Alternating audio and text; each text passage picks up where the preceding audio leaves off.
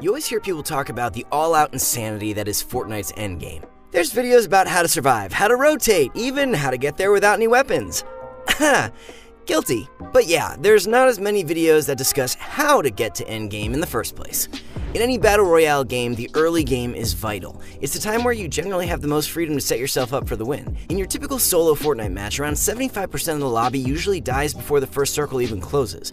In most competitive lobbies, that number is still above 50%. While dying early is sometimes inevitable, there are definitely ways to play around the randomness and utter chaos that can exist right at the start of the match, and that's where we come in. What's up everyone, my name is Dan, glad to have you back on another Pro Guides video. Today we're going to be teaching several tips that you can use that'll improve your early game survival rate. We'll also be discussing the Season 9 meta, what has changed, why early games feel harder now, and what you can do to become more consistent. The information in this guide should apply to both regular and most arena matches. Also, congratulations to Turks on winning the 4,000 V-Bucks on our last giveaway. And don't forget to head over to ProGuides.com to practice your early game survival skills with a talented InstaPro coach. Let's start off with choosing a landing spot. For regular non-arena matches, most players tend to drop as soon as possible, or they land at high population areas so they can get into the action right away. These bustling locations can often be a little too crowded. It's actually a great playstyle for new players looking to rapidly improve, as it forces you to utilize different fighting mechanics and fast. However, for those who already know the basics, we're looking for consistency in our early game. Loot randomness has always been an issue in the early game, but with Season 9 weapon changes, it's now an even bigger problem than ever. It's become a bit more difficult lately to gather an effective loadout. We'll get into the reasons why later, but just know this for now. In Season 9, it's worth it to spend more time looting so that you can get a proper kit. Only opening a few chests will leave you with little materials and subpar weapons. The more loot you can gather, the better. So, how do you gather more loot? Well, for pub matches, you generally want to avoid any hot locations. Like we said earlier, lots of players tend to drop off the bus as soon as they're able to. That, or they choose nearby points of interest that are commonly overpopulated. Areas like Paradise Palms, Pleasant Park, or Mega Mall. These spots aren't as bad if they're near the end of the bus path, since most players have dropped already, but unless you know what you're getting into, it's better to just avoid them. Instead, you want to choose remote areas. In most games, that usually just ends up being toward the end of the bus path. Not directly underneath the bus, but a decent distance outward. Where you specifically end up going can depend a lot on your playstyle. For example, if you build a lot, you might want to choose areas with easy to gather material, like Lazy Lagoon or Dusty Divot. Or if you enjoy using a baller for mobility, then locations that have them might end up suiting you better. If you're not concerned about those aspects, the most important thing to worry about is having a sizable amount of loot at the location. The reason why Season 9 early games have become more random has to do with the weapon changes that occurred prior to and during Season 9. First, the pump was removed, RIP, and replaced with the combat shotgun. Right now, the combat is best in slot for close-range weaponry by far, mainly due to its ranged capabilities. The tactical shotty doesn't even come close in terms of effectiveness. In terms of strength, the combat is arguably as good as the pump shotgun, but previously, the chance of finding a pump was 3 to 4 times higher than that of finding a combat in Season 9. So back then, we were more easily able to have loadouts completed. There wasn't the need to excessively loot just so you could find a viable close-range weapon. Combined with a bunch of other weapon nerfs and vaults, the combat's value just kept going up during the season. Even when it comes to other weapons like ARs and SMGs, there are clear winners in each field. For instance, the regular AR tends to be overall much more effective than the heavy assault rifle. The burst SMG is newer and considered by many to not be at the same level of strength as the drum gun. Because of how divided the loot pool is in its current state, the importance of looting has definitely gone up. Not all loadouts are created equal. Aside from opening a chest and hoping it has a good item in it, there are 2 other ways that you can consistently get better weapons, like the combat early on. First would be vending machines. For each rarity of vending machine available, the combat has a chance of being inside. The second, and probably easiest way to find a combat shotgun in Season 9 would be in the hotspots. Introduced early on in Season 9, at least on point of interest on the map will be a hotspot, indicated by its name being yellow on the map. These hotspots have loot carriers. When shot down, they drop blue or higher rarity items. With easily over a dozen of them spawning at each location, the amount of high quality loot that comes out of here is just insane. Careful though, most players already know this. You're very likely to have players land with you at these hotspots. Too hot of a drop and it won't be worth it. However, if it's a hotspot near the end of the bus path, just like other zones, there'll be fewer players. At that point, it can definitely be worth landing at. Just a quick update. While we were making this video, Epic went ahead and nerfed the range damage of the combat in patch 9.3.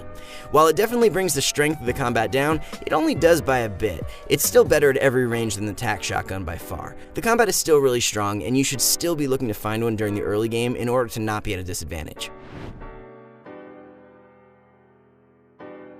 Getting eliminations is probably the single greatest way to gather good loot. However, it's not always the easiest.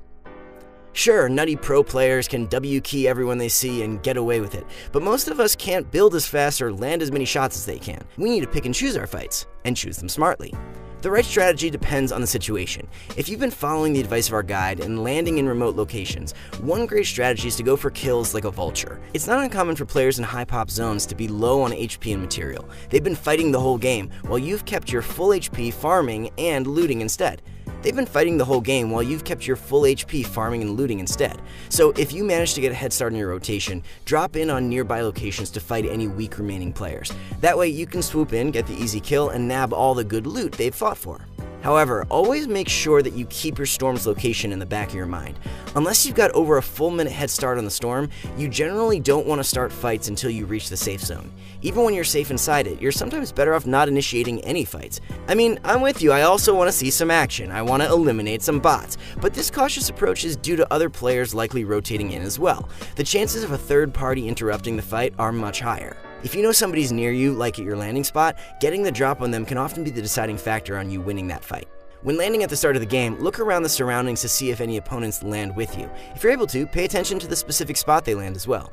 You can then use that knowledge to roughly figure out when and where they'll rotate. Once your kit is good enough, you can look for the kill. When you're on the hunt, utilize what high ground is available to you, like rooftops. This will help you scout out opponents easier, and also gives you a startling high ground advantage should a fight occur. If you're able to connect a few rifle shots before they spot you, you've put yourself at a great advantage for winning the fight. If you miss, no real harm gets done, since they can't retaliate easily while you hold high ground. Of course, if you get contested and would rather not fight, you can always slink away. There's nothing wrong with leaving a POI early if you didn't get adequate loot or don't feel like fighting. You can use that time to loot around any surrounding areas, gather more mats, or get a head start on rotating to the safe zone. Here are a few tips for fighting indoors, like for when a player contests your house. First and foremost, find a weapon. Hit what mats you can in the form of furniture or whatever else is available. Then find some cover where the approaching angle is on your right side. For instance, if there are some stairs in the house, you can hold them so that you can see all approaching players without having to peek yourself. Just make sure the opening is to your right and that your character model is behind cover. We've talked about the advantages of peeking to the right instead of left before, but to reiterate again, you have more visibility and you can shoot sooner. This way, you can surprise your opponent and make sure you get your shot in first. One thing a lot of players forget is that they're able to build indoors. You won't be able to ramp rush or crank 90s or anything, but you should still be placing when you can. If you haven't found a good weapon yet and you're not ready to fight, place floors, walls, stairs, and cones behind you to slow your opponent down. You'll also be alerted to their position when they go to break through your build. This is why it's important to be farming mats as soon as you can. Being able to place builds versus a W keyer with a better weapon can end up turning the fight in your favor. It also gives you the chance to go for edit plays when they might not be expecting it.